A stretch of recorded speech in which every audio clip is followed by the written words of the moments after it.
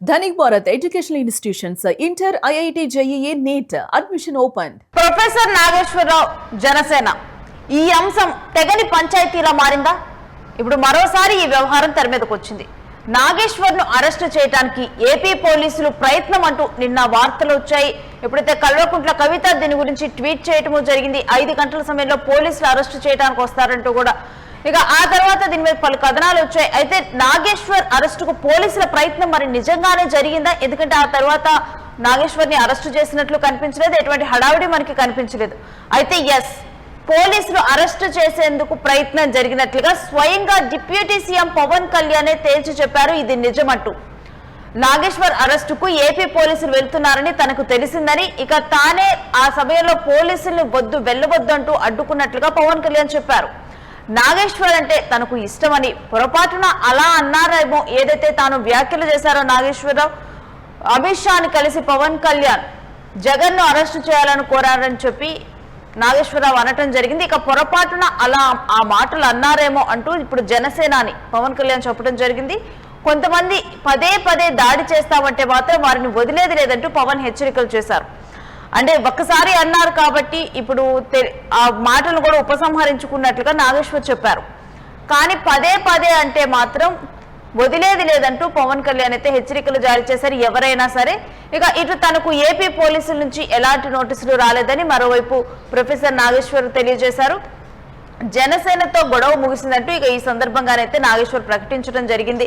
ఇక నిన్న ట్వీట్ లో కూడా పేర్కొనటం జరిగింది. ఇక పదే కూడా ఆ మాటలను రీవిజిట్ చేయొద్దు అంటూ కూడా ఆయన చెప్పడం జరిగింది. ఇక ఇప్పుడు జనసేనతో ఈ మాటల యుద్ధం ఏదైతే కొనసాగుతూ ఉందో ఈ గొడవ అయితే ముగిసినట్లుగా స్వయంగా ప్రొఫెసర్ నాగేశ్వరే చెప్పారు. ఇక తన వ్యాఖ్యలను విత్డ్రా చేసుకున్నట్లు చెప్పారు. తనపై కొద్ది రోజులుగా ఆన్లైన్ లో వేధింపులు జరుగుతున్నాయంటూ తెలంగాణ డీజీపీకి ప్రొఫెసర్ నాగేశ్వరరావు ఫిర్యాదు చేశారు.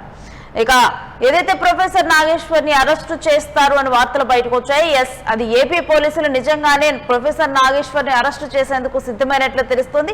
ఆ సమయంలో జనసేనాని అడ్డుకున్నట్లుగానైతే అర్థమవుతూ ఉంది. ఇక దీంతోనైతే ప్రొఫెసర్ నాగేశ్వర్ కూడా తన వ్యాఖ్యలు వెనక్కి తీసుకున్నట్లు, ఇప్పటితో ఈ గొడవ ముగిసినట్లే తాను చెప్పారు. ఒకసారి దీని గురించినటువంటి పవన్ కళ్యాణ్ ఏం చెప్పారు, అదేవిధంగా ప్రొఫెసర్ నాగేశ్వర్ ఏం స్పందించారనేది చూద్దాం. ఆన్లైన్ లో రకరకాల బెదిరింపులు వస్తున్న నేపథ్యంలో రాష్ట్ర డీజీపీని కలిసి మెమరాండం ఇచ్చాం, ఆయన పరిశీలిస్తానని అన్నారు. ఎలాంటి సెక్యూరిటీ అడిగారు సార్? మీరు సెక్యూరిటీ ఎలాంటి అడుగుడు ఉండదయ్యా, అది నేను నిర్ణయించాను కదా, నేను నిర్ణయించేది కాదు. నేను అడిగింది ఒకటే, మాపై రకరకాల బెదిరింపులు గత కొన్ని రోజులుగా వస్తున్నాయి, అవసరమైన అప్రాప్రియేట్ చర్యలు తీసుకోండి అని చెప్పారు. అదేనా ఇంతగానే ఏమంటారు, ఆన్లైన్ లో అని చెప్పాను. సోషల్ మీడియా కాకపోతే యాంటీ సోషల్ మీడియా అనుకో, ఆన్లైన్ లో అని చెప్తున్నా కదా క్లియర్ గా. ఆన్లైన్ లో అది నేను చేసిన కామెంట్స్ ఆల్రెడీ విత్డ్రా చేసుకున్నాను. జనసేన పార్టీ దాన్ని ఆహ్వానించింది, తన క్యాడర్ కూడా విజ్ఞప్తి చేసింది, ఏమీ మాట్లాడకూడదు, ఇది ముగిసిన అధ్యాయం అని. ఇక ముగిసిన అధ్యాయం గురించి మళ్ళీ తిరగడం ఎందుకు, దానివల్ల ఏం పర్పస్ అనేది?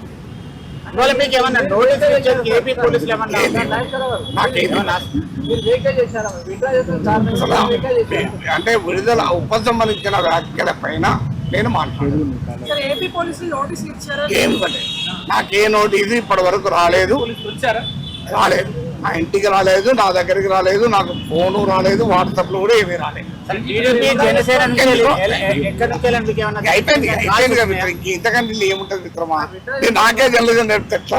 డీజీపీ గారు ఏమన్నారో డీజీపీ గారు అడగని చెప్తారు. కాస్ట్ వీటి గురించి మాట్లాడింది. ఈ మధ్యన ఎంత తిట్టేస్తారంటే విశ్లేషిస్తూ కూడా నన్ను,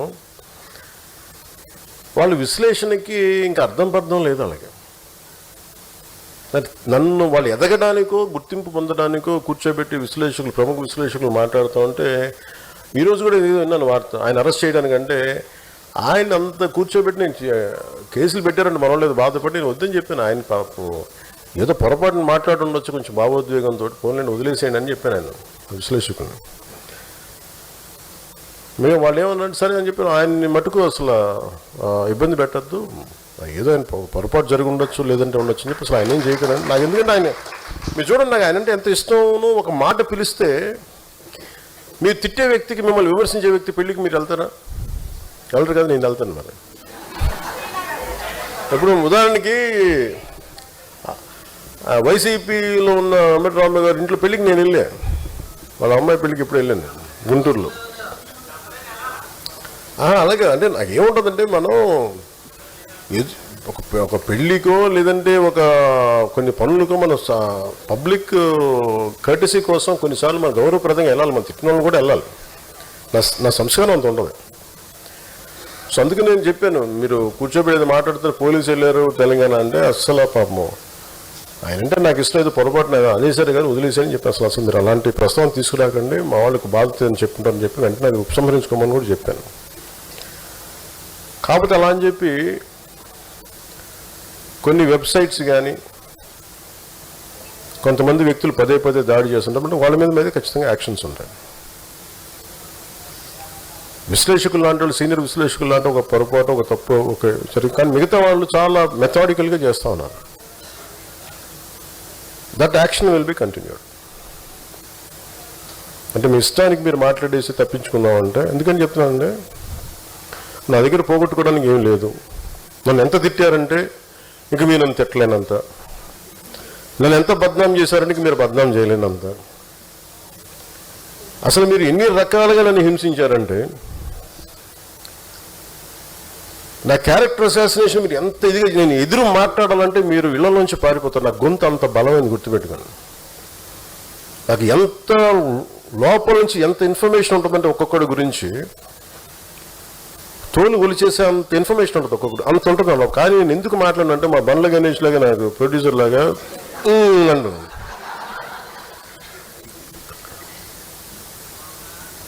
అది ఎందుకు చెప్తా అంటే, అసలు ఎంత కూడా పెట్టుకుంటా వదిలేదు. కానీ నాకు ఇప్పుడు ఏమనిపించిందంటే, as we are building an organization, very committed discipline organization, మన ఫైట్ కూడా స్ట్రక్చర్డ్గా ఉండాలి. గత కొన్ని రోజులుగా ఈ అంశం గురించినటువంటి డీటెయిల్స్ మా ప్రతినిధి మల్లికార్జున్ అడిగి తెలుసుకుందాం. మల్లికార్జున్, ప్రొఫెసర్ నాగేశ్వర్ కనుక అరెస్ట్ అయితే అంటూ కూడా దీని మీద కవిత పోస్ట్ పెట్టడం జరిగింది. తాము సపోర్ట్ చేస్తాం, ఒక మేధావి వర్గం, ఫ్రీడమ్ ఆఫ్ స్పీచ్ అనేది ఉంటుందంటూ కూడా దీనికి స్పందన లభించింది చాలా మంది నాయకుల నుంచి. అయితే ప్రొఫెసర్ నాగేశ్వర్ ని అరెస్టు చేసేందుకు ఏపీ పోలీసులు ప్రయత్నించిన మాట వాస్తవమే అంటూ స్వయంగా కూడా డిప్యూటీ సీఎం పవన్ కళ్యాణ్ తేల్చి చెప్పారు.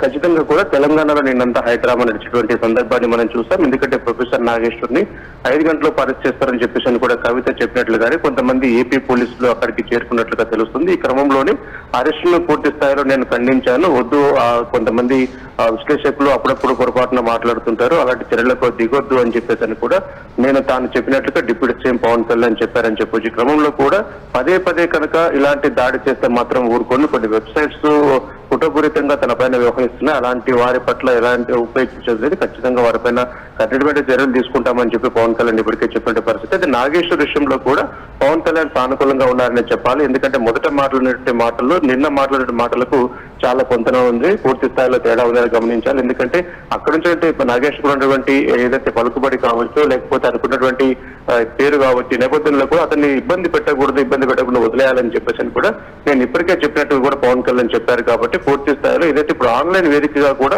గత కొద్ది రోజుల నుంచి కూడా ప్రొఫెసర్ నాగేశ్వర్ కు పూర్తిగా బెదిరింపు కాల్స్, బెదిరించేటువంటి కార్యక్రమాలు జరుగుతున్నాయి. కాబట్టి ఈ క్రమంలో కూడా తెలంగాణ డీజీపీకి ఆయన ఫిర్యాదు చేశారని చెప్పవచ్చు. తన పట్ల కూడా ఏ రకంగా వ్యవహరిస్తున్నారో, ఆన్లైన్ లో తన మీకు ప్రాణాలకు ముప్పు ఉంది, తను బెదిరిస్తూ ఉన్నారని చెప్పేసి కూడా ఆయన ఫిర్యాదు ఇచ్చారు.